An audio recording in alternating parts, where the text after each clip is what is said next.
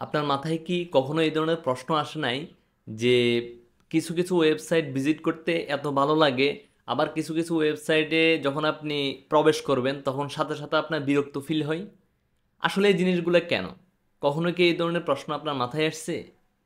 আজকে আমি আপনাদের সাথে এমন কিছু টিপস অ্যান্ড ট্রিক্স শেয়ার করব, যেই টিপস অ্যান্ড ট্রিক্সগুলো আপনি যদি ফলো করেন তাহলে আপনার ওয়েবসাইটে যে বিরক্তিকর ভাব আছে ওই বিরক্তিকর ভাবটা টোটালি চলে যাবে।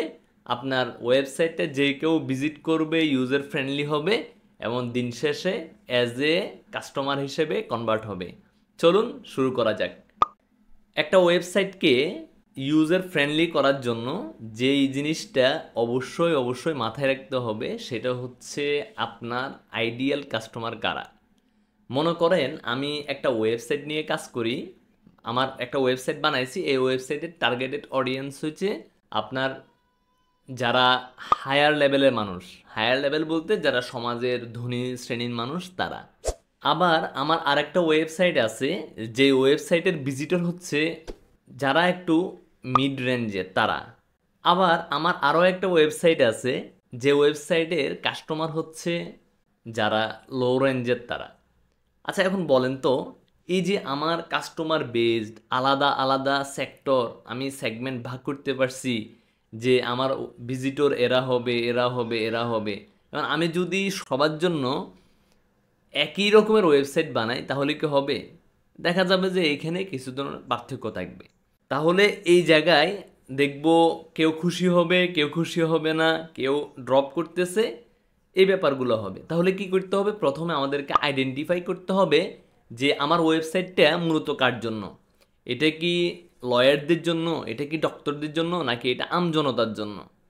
তো যার জন্য হবে সেই ক্লায়েন্টের উপর বেস করে মূলত আমাদেরকে ওয়েবসাইটটা ক্রিয়েট করতে হবে। যদি আমরা এই জিনিসটা ক্রিয়েট করতে ফেল হই তাহলে আমাদের যে ভিজিটর্স আছে তারা ইউজার ফ্রেন্ডলি বা হচ্ছে তারা গুড ফিল করবে না, তাদের কাছে এটা ইউজার ফ্রেন্ডলি মনে হবে না, যার কারণে তারা এখান থেকে ড্রপ করবে। দ্বিতীয় যে মোস্ট ইম্পর্ট্যান্ট ফ্যাক্টর সেটা, it's not only the capturing the visitors attention but also it's a SEO factor. It's one of the Google SEO factor. এটা কি? এটা হচ্ছে যে আপনার ওয়েবসাইটের স্পিড আপ।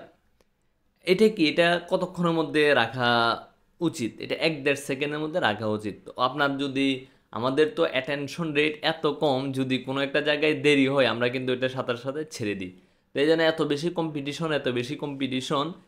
তো এই কম্পিটিশনের মাঝেও আমাদেরকে একটা জিনিস খেয়াল রাখতে হবে, সেটা হচ্ছে আমাদের ওয়েবসাইটের লোড স্পিডটা যত কম রাখা যায়, যদি সম্ভব হয় সেকেন্ডেরও আগে নিয়ে আসার যদি কোনো সুযোগ থাকে সেটা করতে হবে, যাতে একজন ভিজিটর আসছে আসার সাথে সাথে যাতে সে কম নেটওয়ার্ক দিয়েও যাতে ওয়েবসাইটটা ভিজিট করতে পারে। এই জিনিসটা আমাদেরকে অবশ্যই মেকশিওর করতে হবে।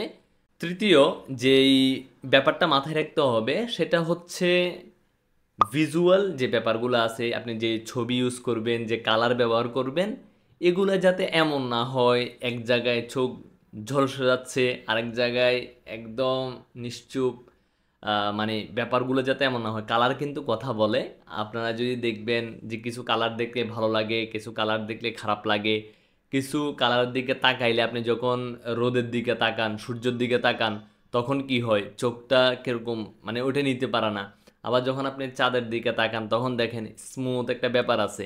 তো আপনার যে ওয়েবসাইট হবে অবশ্যই সেটা যাতে একটু স্মুথ হয়, সেই জায়গায় আপনার অবশ্যই ক্লায়েন্ট কারা তাদেরকে বেস করে হচ্ছে মূলত কালারটা আপনি সিলেক্ট করবেন। তাহলে আপনার ক্লায়েন্টদের যে ফিল, ওই ফিলটা ভালো হবে। যে ছবিগুলো ব্যবহার করবেন সেগুলা অবশ্যই যাতে সুন্দর হয়, হিবিজিবি যাতে না থাকে, ক্রিস্টাল ক্লিয়ার থাকে, এই জিনিসটা আপনাদেরকে মেকশিওর করতে হবে। এরপর যে ব্যাপারটা খেয়াল রাখতে হবে সেটা হচ্ছে ক্লিয়ার একটা সিটিএ থাকতে হবে। CTA means call to action. এটা কেন? মনে করেন আমি একটা জিনিস শিখাচ্ছি, তো এখন শিখাইতে গিয়ে আমি কি কি শিখাবো না শিখাবো এটার বিস্তারিত আমি হচ্ছে মনে করেন দিয়ে দিলাম। এখন শুধু কি আমার দিয়ে দিলে হবে? হবে না। এখন এটা পড়ছে, পড়ার পর সে তো একটা অ্যাকশন নিতে হবে, আমার সাথে যোগাযোগ করতে হবে, বা পরবর্তী স্টেপ কি হবে। এই পরবর্তী স্টেপের জন্য আমাদের একটা পারফেক্ট সিটিএ লাগবে। এখন সিটিএর যে কালারটা যাতে বোঝা যায় এটা একটা সিটিএ, বা এটার মধ্যে কিছু অ্যানিমেশন দেওয়া যেতে পারে, এটা একদম ইউজার ফ্রেন্ডলি করে রাখতে হবে, যাতে করে আপনার সাথে খুব easily, it can be email, it can be phone number, WhatsApp, whatever you want, just integrate করে দিবেন যাতে খুব সহজে আপনার সাথে যোগাযোগ করতে পারে। সর্বশেষ যে জিনিসটা সব জায়গায় লাগবে সেটা হচ্ছে টেস্টিং, টেস্টিং, টেস্টিং। সব কিছু তো দিলেন, তারপরেও কিন্তু কাজ হচ্ছে না, তাহলে কি কোনো জায়গায় কোনো একটা জিনিস মিসিং আছে। তো এই মিসিংটা কি, এই জিনিসটা আমাদেরকে ফাইন্ড আউট করতে হবে। যতক্ষণ পর্যন্ত না আমরা কোন জিনিসটা মিস হচ্ছে ওই জিনিসটা ফাইন্ড আউট করতে পারবো, ততক্ষণ পর্যন্ত আমাদের কিন্তু সমস্যা থেকেই যাবে। এই জন্য আমাদেরকে অলওয়েজ ওই জিনিসটা মেক শিওর করতে হবে যে মানে কোন জিনিসটা আসলে থাকতেছে, কোন জিনিসটা ইমপ্রুভ করা দরকার, কোন জিনিসটা বাদ দেওয়া দরকার। এটার জন্য বিভিন্ন টুলস আছে, আপনারা ওই জিনিসগুলা ইউজ করতে পারেন আপনার ওয়েবসাইটের এবি টেস্টিংটা ঠিক করার জন্য। যদি ভিডিওটা ভালো লাগে অবশ্যই কমেন্ট করবেন, আমাদের চ্যানেলটা সাবস্ক্রাইব করবেন, আর যদি কোনো প্রশ্ন থাকে অবশ্যই কমেন্ট করে আমাদেরকে জিজ্ঞেস করবেন, আমরা যত তাড়াতাড়ি সম্ভব আমরা উত্তর দিতে চেষ্টা করব। তো আজকে এই পর্যন্তই, দেখা হবে পরবর্তী কোনো ভিডিওতে। All the best.